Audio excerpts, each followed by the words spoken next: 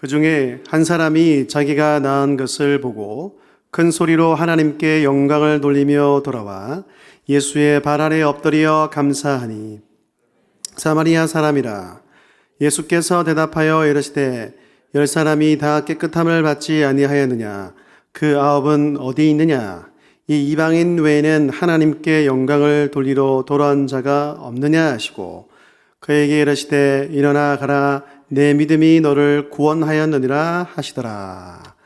아멘. 정말 시간이 빠르다, 그죠?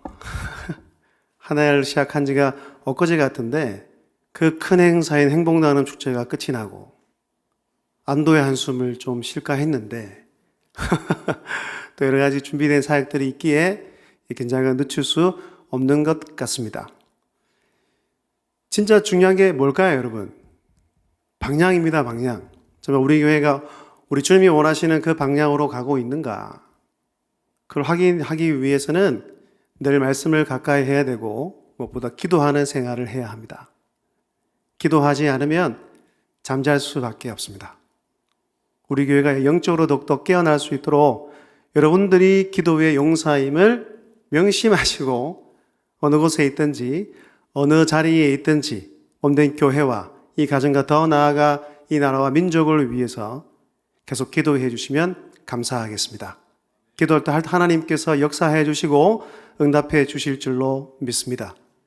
특히 신약 성경에 보면 병자들을 치유하실 때 썼던 단어들이 몇 가지가 있어요. 저는 그 중에 한 단어를 되게 좋아합니다. 그를 불쌍하게 여겨주셨다라는 거예요. 오늘 이 밤에도 여러분들을 우리 주님께서 불쌍하게 여겨주시는 역사가 있게 되기를 주의 이름으로 축복합니다. 만져주시면 회복이 되고, 만져주시면 역사가 나타나고, 만져주시면 무엇보다 여러분들 영혼의 구원을 얻게 되는 그런 놀라운 일이 일어나게 될 줄로 믿습니다. 자, 오늘 그 9은 어디 있느냐는 제목으로 주의 말씀을 증거하도록 하겠습니다.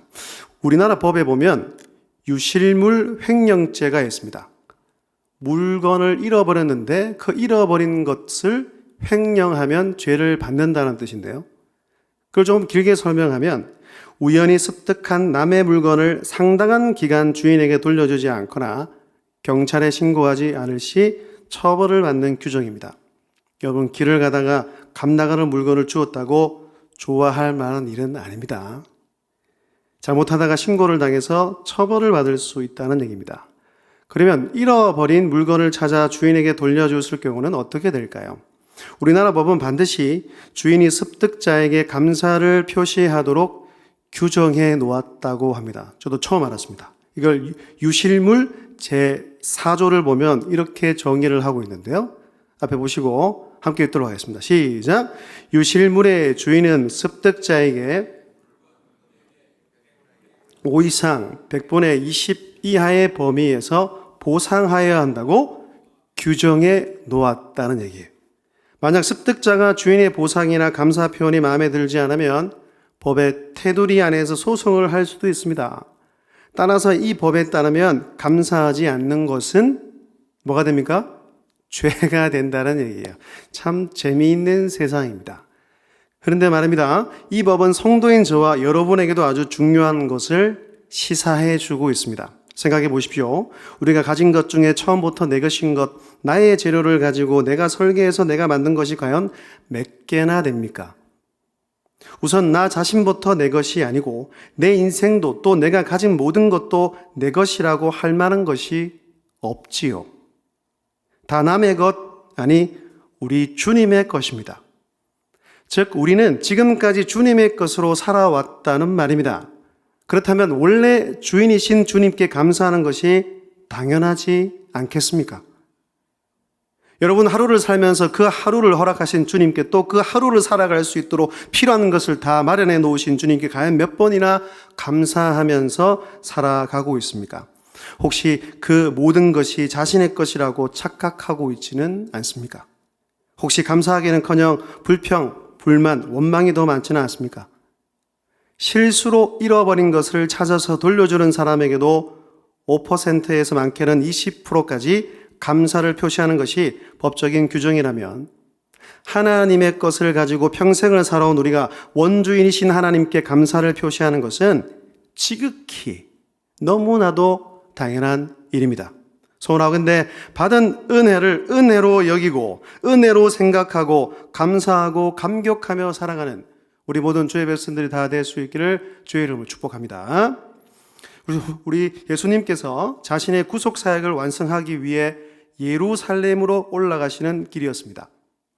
사마리아와 갈릴리 사이를 걷고 계셨는데 어떤 신학자는 아마 이곳 사마리아와 갈릴리의 경계 지역이 나병 환자들의 거주지였을 거라고 말합니다. 그 이유는 이 경계 지역은 유대인도 사마리안도 접근하지 않는 곳이고 사람이 거주할 수 없는 지역에 살아야 했던 나병 환자들이 머물 수 있는 유일한 땅이었다는 거죠. 예수님이 그 사이를 지나가시는데 저 멀리서 한 무리가 아주 큰 소리로 예수님을 향해서 소리를 지르고 있습니다. 예수 선생님이여, 우리를 불쌍히 여기소서. 그들은 소리를 높여 더 큰 목소리로 외쳤습니다. 우리를 긍휼히 여겨주소서.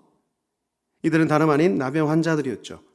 10명의 나병 환자들이 불행한 현실에서 벗어나기 위해 몸부림을 치고 있었던 것입니다.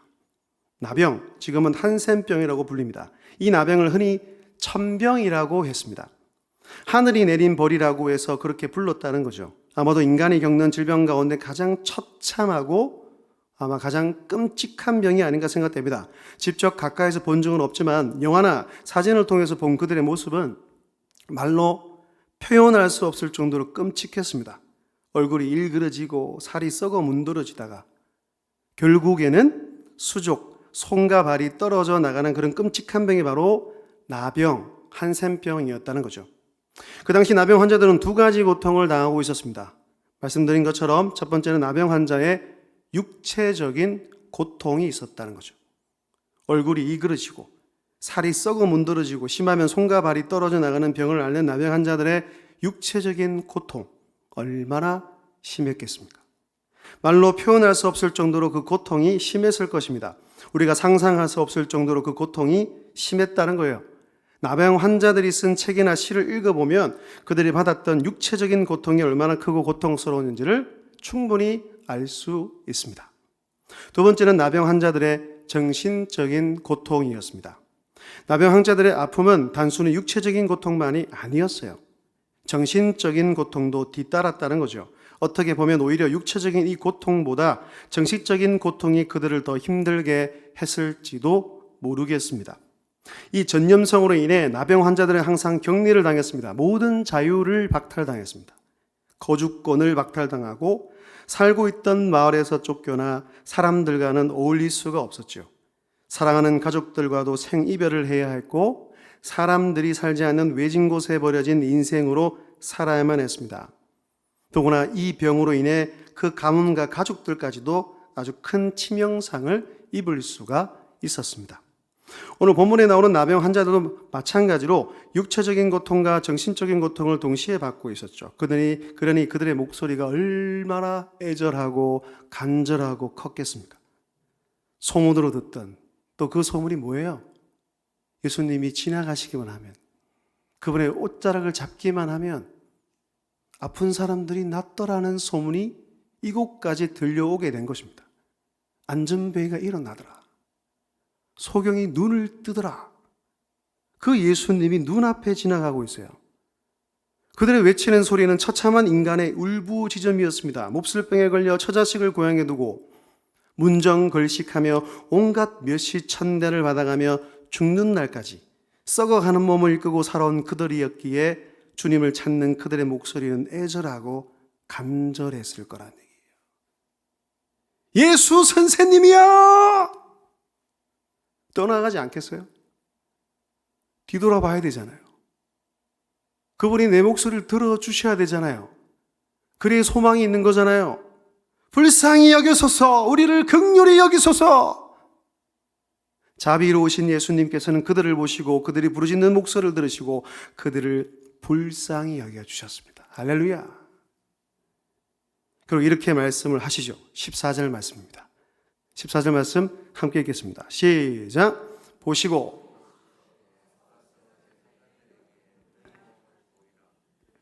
가다가 깨끗함을 받은지라. 아멘. 그런데 여기서 예수님께서는 너희 몸이 깨끗해졌다라고 하지 않고 가서 제사장들에게 너희 몸을 보이라고 말씀을 하세요.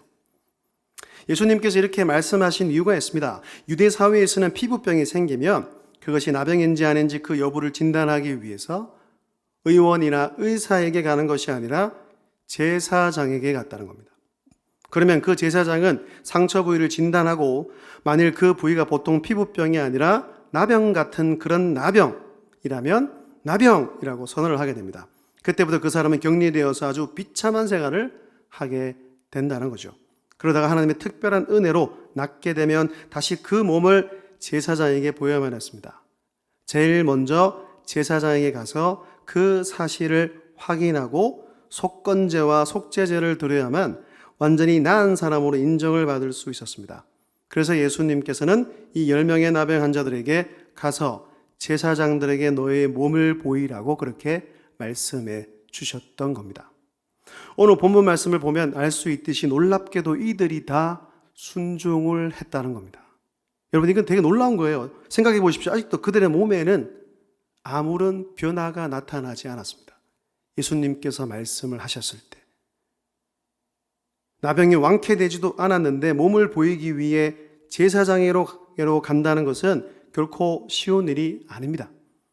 그럼에도 불구하고 이들은 예수님의 말씀에 믿음으로 순종하여 그들의 몸을 보이기 위해 제사장에게로 나아갔습니다. 그렇게 믿음으로 순종하며 가던 도중 그들은 그들의 나병이 깨끗하게 치유된 것을 발견하게 되었죠. 그 병이 낫게 된 것을 알았을 때 그들이 얼마나 감격했겠냐고요. 와, 이제 살아가는 가족을 볼 수 있다. 내 고향으로 돌아갈 수가 있겠구나. 이제 사람들과 교제하고 식사하고 생활할 수가 있어. 나는 이제 다시 태어난 거야. 새로운 인생이 시작된 거야 라고 하면서 그 벅찬 기쁨과 감격을 줄체할 수 없었을 것입니다. 그런데 여러분, 오늘 본문의 말씀의 초점은 고침받고 난 후에 그들의 모습, 그들의 태도에 있다는 겁니다. 언제부터인지는 알 수 없지만 나병 환자 집단 거주지에서부터 함께 지냈던 이 10명의 사람들, 예수님의 소문을 듣고 예수님에게로 함께 갔던 사람들, 예수님의 말씀에 순종해서 제사장에게로 같이 갔던 사람들은 모두 10명이었죠. 그들은 지금까지 모든 것을 함께 했다는 겁니다. 같이 먹고 같이 이야기하고 같이 생활했습니다. 그러나 병 고침 받은 후의 모습은 완전히 달랐다는 겁니다. 그 모습이 오늘 읽었던 15절 말씀 이하에 기록되어 있습니다. 15절부터 19절까지 말씀 한 번 더 읽겠습니다. 시작! 그 중에 한 사람이 자기가 나은 것을 보고 예수의 발 앞에 엎드려 감사하니 그는 사마리아 사람이라. 예수께서 대답하여 이르시되 10사람이 다 깨끗함을 받지 아니하였느냐? 그 9은 어디 있느냐? 이 이방인 외에는 하나님께 영광을 돌리러 돌아온 자가 없느냐 하시고 그에게 이르시되 일어나 가라, 내 믿음이 너를 구원하였느니라 하시더라. 아멘. 그 10명의 나병 환자 중에 오직 한 사람만이 큰 소리로 하나님께 영광을 돌리며 주님께로 나와서 감사했다는 것입니다. 예수님께서는 그 모습을 보시고 안타까운 마음으로 이렇게 말씀하시죠. 10사람이 다 깨끗함을 받지 아니하였느냐? 그 9은 어디 있느냐? 이 이방인 외에는 하나님께 영광을 돌리러 돌아온 자가 없느냐라고 말씀하셨습니다. 여러분, 본문에 나오는 9사람, 그들은 모두 다 유대인이면서 감사를 모르는 사람들이었어요. 물론 오늘 본문 말씀에 그들이 유대인이었다고 명시되어 있지는 않습니다. 돌아온 한 사람을 이방인, 그러니까 사마리아 사람이라고 그렇게 지칭하는 것을 보면 나머지 9사람은 유대인이라고 충분히 짐작해 볼 수가 있다는 얘기입니다. 이방인과 유대인들을 비교하고 대조해서 보여주고 있는 본문입니다.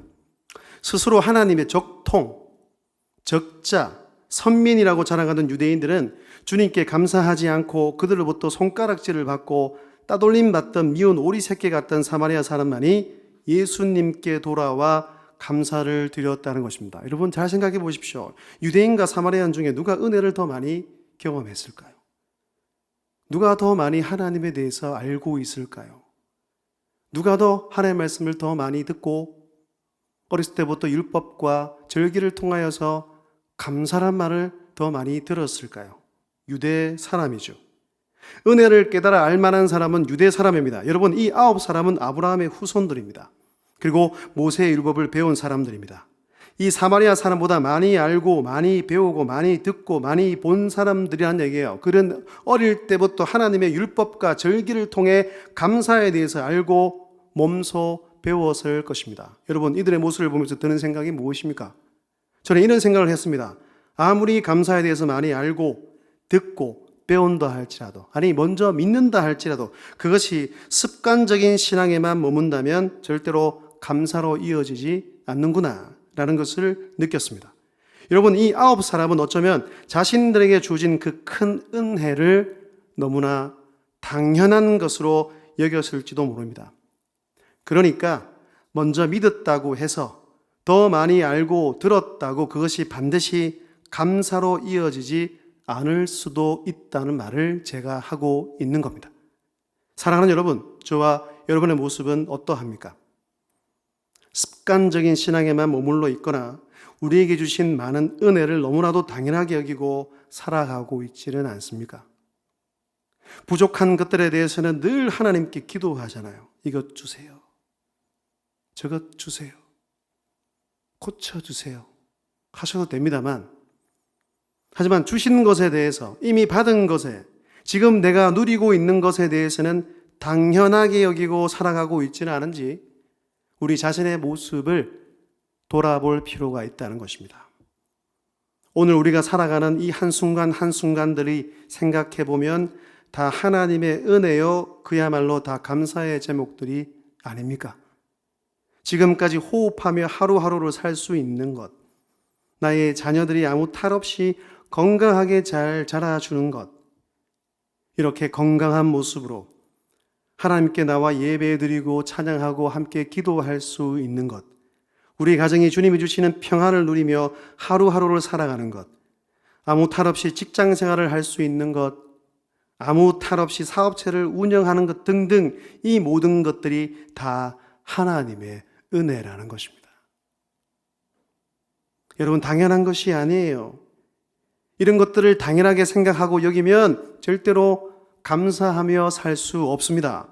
다시 말해, 모든 것이 주님의 것임을 인정하지 않는 사람, 죽고 사는 이 문제가 하나님 손에 있음을 신뢰하지 않는 사람, 또 주님의 능력과 그 놀라운 사랑을 믿지 않는 사람은 감사할 수 없다는 겁니다.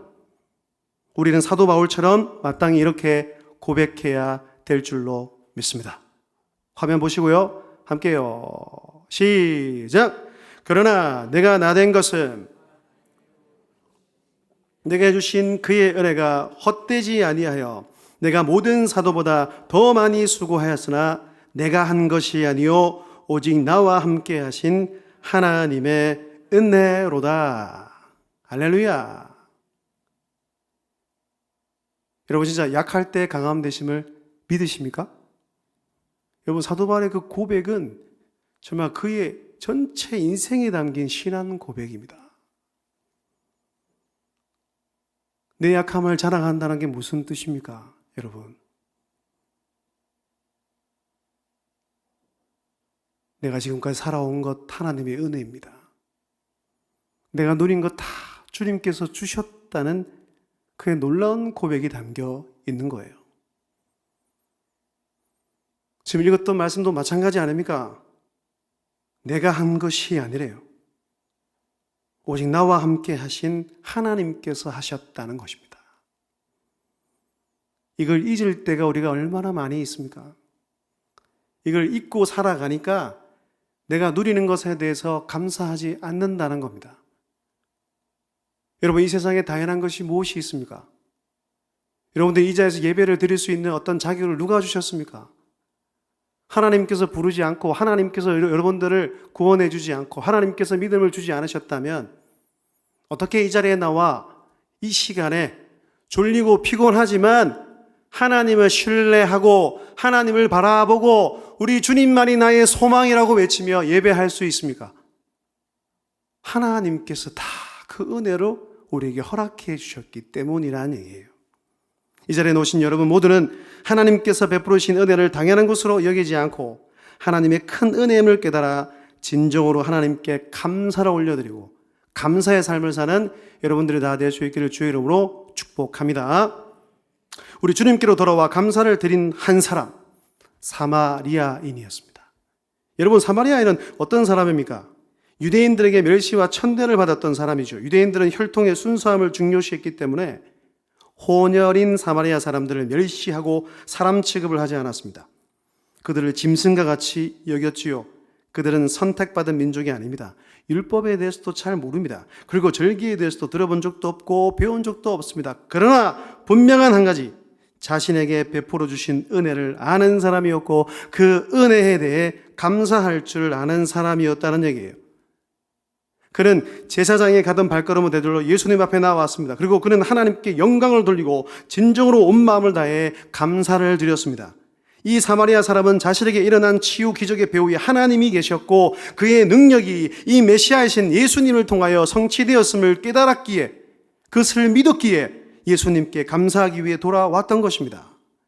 그는 자신의 병고침을 통하여 예수님이 메시아 되심을 깊게 인식하고 믿었습니다. 그래서 하나님께 대한 감사의 심정으로 예수님께 감사를 표현했던 거예요. 16절 말씀에 보면 엎드려라는 이 표현을 원어로 직역하면 그는 얼굴을 떨어뜨렸다 입니다. 이런 행동은 상대방에 대한 극도의 존경의 표시입니다.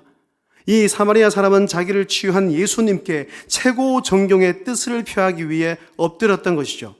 이 사마리아의 이 안의 감사에 대해서 예수님은 아주 놀라운 선언을 해 주십니다. 일어나 가라. 내 믿음이 너를 구원하였느니라. 할렐루야.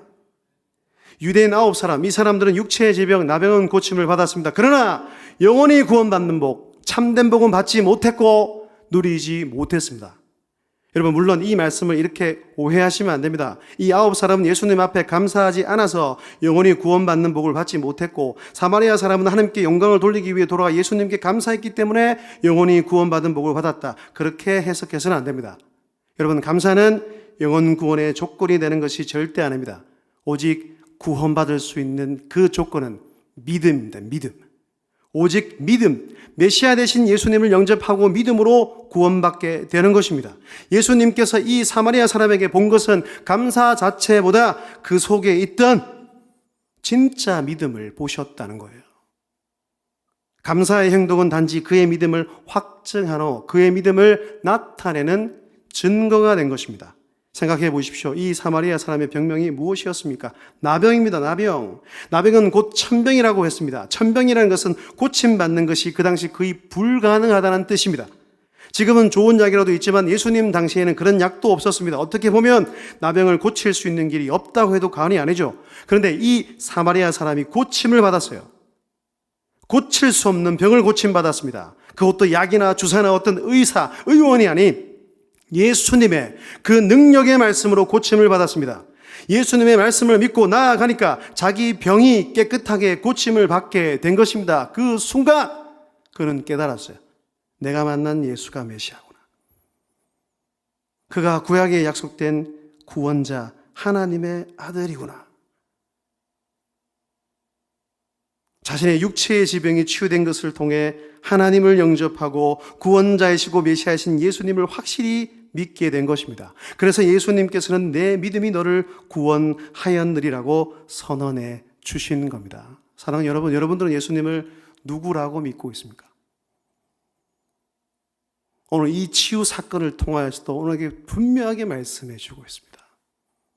물론 그분은 우리의 모든 인간의 형편을 다 아시고 회복시키시며 고칠 수 있는 분이십니다. 하지만 우리 예수님께서 이 땅에 오셔서 우리 사람들에게 관심을 갖는 이유는 뭡니까? 바로 우리의 영혼 구원에 있다는 거예요. 치유 사건을 통해서 그분만이 메시아구나.